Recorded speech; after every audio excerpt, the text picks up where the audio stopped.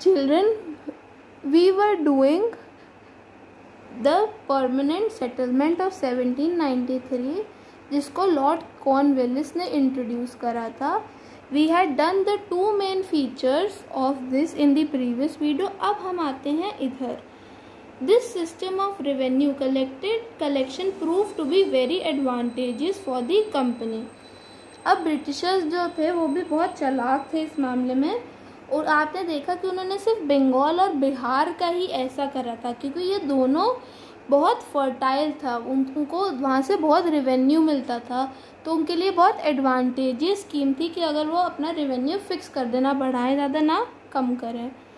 तो ये system of revenue उनके लिए बहुत एडवांटेजेस था. और जो ज़मींदार थे उन्होंने अपॉइंट करे थे, वो भी उनसे भी उनको फ़ायदा ही था. It ensured them a fixed and regular income without the trouble of collecting it from each peasant. अब ज़मींदार उन्होंने अपॉइंट कर रखे थे, तो उनको एक फिक्स्ड और रेगुलर इनकम भी मिलती रहती थी, और उनको हर एक पीजेंट से जाके कलेक्ट भी नहीं करना पड़ता था, क्योंकि वो अभी हमने सेकंड फीचर में पढ़ा था प्रीवियस वीडियो में कि हर साल एक सर्टेन डेट पर ज़मींदार को एक फिक्स्ड अमाउंट देना होता था. तो उनके पास एक फिक्स्ड इनकम बनी हुई थी ब्रिटिशर्स के पास. It also created a new social class of landlords who were loyal to the British.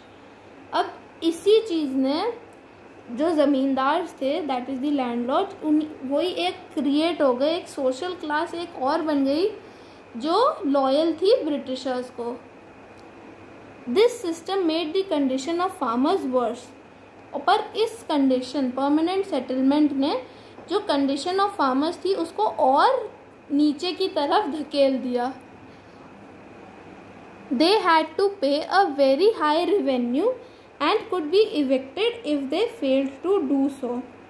उनको रास्ते से हटा भी देते थे अगर वो रेवेन्यू नहीं दे सकते थे, तो पर उनको बहुत ज़्यादा रेवेन्यू देना होता था. The zamindars were not interested in investing money to improve the productivity of the land. ज़मींदार उनसे रेवेन्यू तो कलेक्ट कर लेते थे, पर उनको इसमें इंटरेस्ट नहीं था कि जो लैंड है उसकी प्रोडक्टिविटी बढ़ाई जा सके, उनको इसमें कोई इंटरेस्ट नहीं था.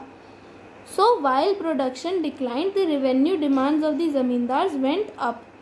जब प्रोडक्शन की वो कम होती थी, जब आपका क्रॉप कम आउटपुट देगी, जब उसका कम प्रोडक्शन होगा, तो जो ज़मींदार थे उनकी डिमांड्स और बढ़ जाती थी. To pay the revenue the peasant was often forced to borrow money from the money lender. अब अगर उनको रेवेन्यू भरना है, उनको तो रेवेन्यू भरना ही भरना है, अगर की तो कोई बात ही नहीं, उनको रेवेन्यू भरना है, तो उनको पैसा कहीं मनी लेंडर से बोरो करके उनको देना पड़ता था. उनके पास ये ऑप्शन ही नहीं था कि वो ना दें.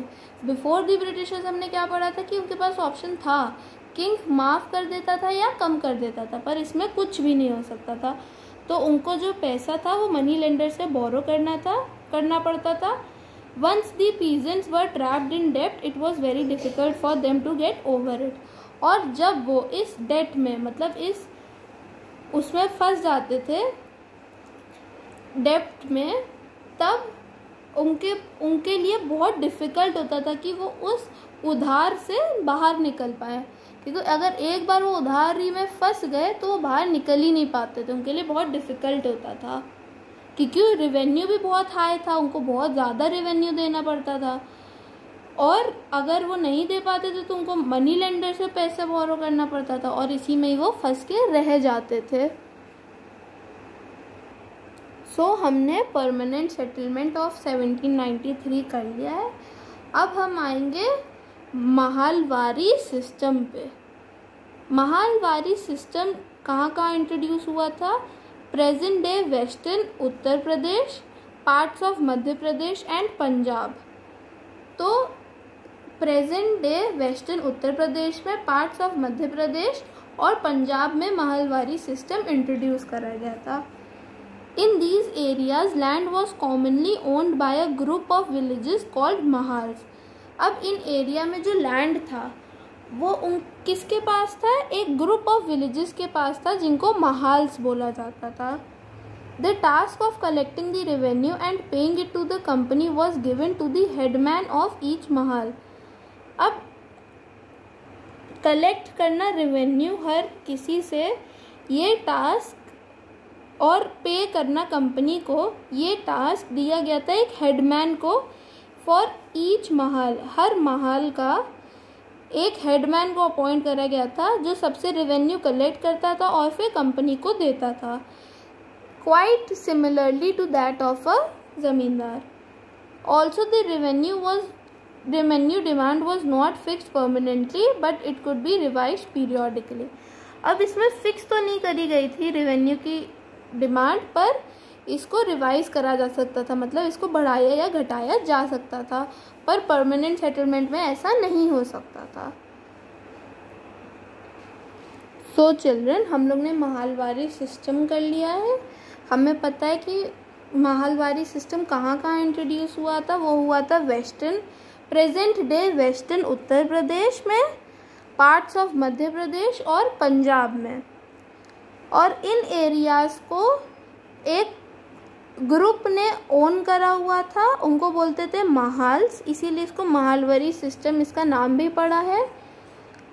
और ये task of collecting the revenue and paying it to the company दिया गया था एक हेडमैन को जो हर महल का था.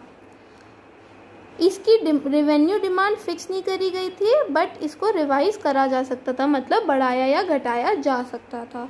Now today we will do till here only and start with Ryotwari system in the next video. If you have any doubts, you are free to ask in the group. Just drop your doubt and it will be answered.